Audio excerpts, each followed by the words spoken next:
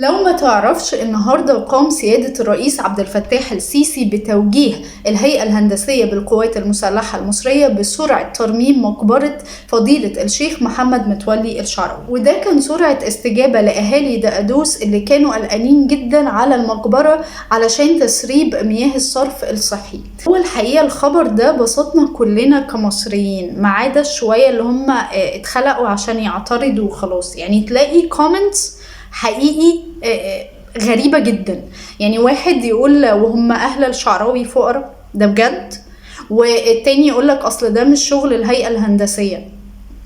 هو حضرتك دورت وعرفت ان الشيخ محمد متولي الشعراوي كان وزير الأوقاف وشؤون الأزهر سابقا، ولا انت ما عندكش المعلومة دي؟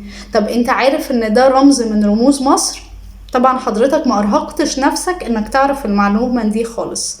الحقيقة شكرا على القرار ده.